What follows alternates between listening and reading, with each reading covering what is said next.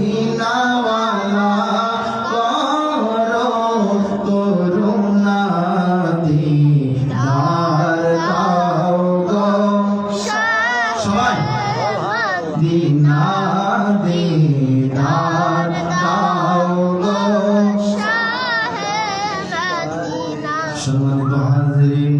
হযরতে মুসা আলাইহিস সালাম বললেন মান আনতা আপনি কে হযরতে ওই আল্লাহওয়ালা ব্যক্তি বললেন আনা খিজির আলাইহিস সালাম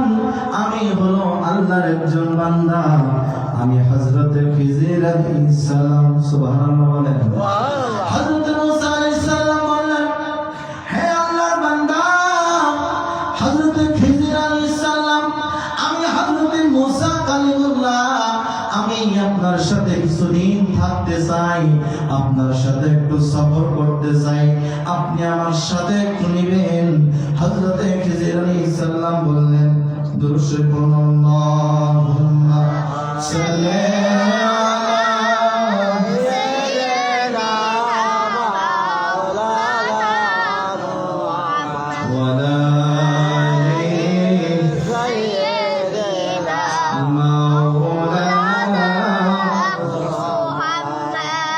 সম্মানিত হাজিরিন হযরতে খিজির আলাইহিস সালাম বললেন আপনি আমার সাথে ধৈর্য ধারণ করে থাকতে পারবেন না আপনি চলে যান হযরতে মুসা আলাইহিস সালাম বললেন না না না না আমি ধৈর্য ধারণ করব আমার আল্লাহর উপরে বিশ্বাস আছে আমি চেষ্টা করব ধৈর্য ধারণ করার জন্য হযরতে মুসা আলাইহিস সালাম এবং হযরতে খিজির আলাইহিস সালাম দুইজন আল্লাহওয়ালা ব্যক্তি একজন আল্লাহর রাসূল আর একজন হলো আল্লাহ পাকের বন্ধু একজন হাক্কানি ওলি আল্লাহ হযরতে খিজির আলাইহিস সালাম দুজন যখন সমুদ্রের কিনারে দাঁড়িয়ে আছেন দেখতেছেন দূর থেকে একটা সুন্দর নৌকা এই নৌকার মাঝে নৌকা নিয়ে হযরতে খিজির আলাইহিস সালামকে দেখে কিনারের দিকে আসতেছে সুবহানাল্লাহ কিনারের দিকে আসতেছে কিনারের দিকে যখন আসলো আসার পরে হযরতে খিজির আলাইহিস সালাম এবং হযরতে মুসা আলাইহিস সালাম দুজন সহ ওই খাদেমের রাসূল তিনজন একসাথে ওই নৌকার ভিতরে উঠলেন ওঠার পরে যখন কিনারা এক কিনারা থেকে আরেক কিনারায় পারাপার করলেন পার করার পরে হযরতে খিজির আলাইহিস সালাম যখন হাদিয়া দেওয়ার জন্য ওই নৌকার মাঝির কাছে গেল নৌকার মাঝিকে যখন হাদিয়া দিচ্ছে মাঝি বলতেছে হুজুর আমি বড় গরিব আমি বড় অসহায় ব্যক্তি হুজুর অনেক কষ্টের পরে সুন্দর নৌকাটা আমি কিনেছি হুজুর আপনাকে আমি ভালোবাসি আপনার কোনো হাদিয়া দেওয়া লাগবে না আপনি চলে যান আমার জন্য একটু দোয়া করবেন হযরতে খিজির আলাইহিস সালাম এই কথা শোনার পরে ওই নৌকা থেকে একটা লম্বা বল্লভ নিলেন লোহার একটা বল্লভ এই বল্লভ নিয়ে একবার নৌকাটা একবার ছিদ্র করে দিল সুবহানাল্লাহ বলেন নৌকাটা ছিদ্র করে দেওয়ার পরে হযরতে মুসা আলাইহিস সালাম এই খিজির আলাইহিস সালামকে বললেন হে ভাই হযরতে খিজির আলাইহিস সালাম এই গরিব বেচারি সুন্দর নৌকা নিয়ে আপনাকে আমাকে দেখে দূর থেকে আপনাকে আমাকে নিয়ে কত কষ্ট করে পারাপার করে দিল আপনার আমার কাছে সে কোনো হাদিয়া চাইলো না দোয়া চাইলো কিন্তু আপনি দোয়ার পরিবর্তে তার নৌকাটা কেন ছিদ্র করে দিলেন এটা তো অনেক বড় অপরাধ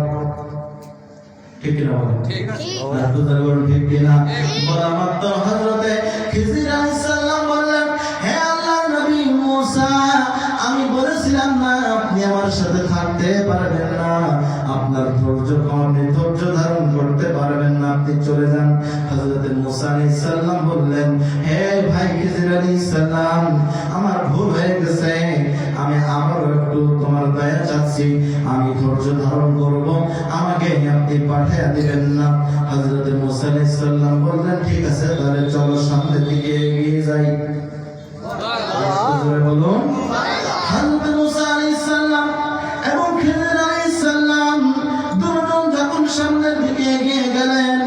যাওয়া মাত্র দেখতেছেন কত সুন্দর সুন্দর বালকেরা তারা খেলা করতেছে রাস্তার ভিতরে হযরতে খিজির আলাইহিস সালাম এই সুন্দর সুন্দর বালকদের ভিতর থেকে একটা সুন্দর বালককে ডাক দিলেন।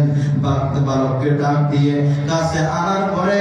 অস্ত্র দিয়ে একবার এই বালককে কতল করে দিল, শহীদ করে দিল। শহীদ করার পরে হযরতে মুসা আলাইহিস সালাম বলতেছেন, হে ভাই খিজির আলাইহিস সালাম, আপনি এই কাজটা তো ভালো কাজ করেন নাই, অবশ্যই জঘন্যতম অপরাধ আপনি করে ফেলেছেন। এত সুন্দর সুন্দর বালকদের ভিতরে সবচেয়ে সুন্দর বালককে আপনি ডেকে কেন কতল করলেন, শহীদ করলেন? হ্যাঁ হ্যাঁ ভাই খিজির আলাইহিস সালাম, আমি আল্লাহর নবী মুসার কখনো পছন্দ না এমন কাজ, জীবহত্যা মহাপাপ, কেন আপনি এমন কাজ করলেন? এটা করা তো ঠিক হয় নাই, ঠিক হয় নাই। হযরতে খিজির আলাইহিস সালাম বললেন, আল্লাহর নবী মুসা, আমি না বলেছিলাম আপনি আমার সাথে থাকতে পারবেন না, আপনি চলে যান, চলে যান, আপনাকে আর আমার সাথে থাকা লাগবে না। হযরতে মুসা আলাইহিস সালাম বললেন, ভাই খিজির আলাইহিস সালাম, এবারের জন্য আমাকে একটু ক্ষমা সুন্দর দৃষ্টিতে দেখা হোক, আমি আপনার সাথে থাকতে চাই। একটু জোরে বলেন। ঘটনা হইল কয়টা? দুইটা। আর একটু আসতে বলেন, আর একটু জোরে বলেন।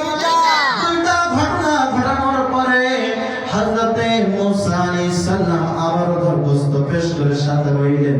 রাস্তার ভিতরে সফর করতেছেন দুজন। সফর করতে করতে অনেক রাত হয়ে গেল।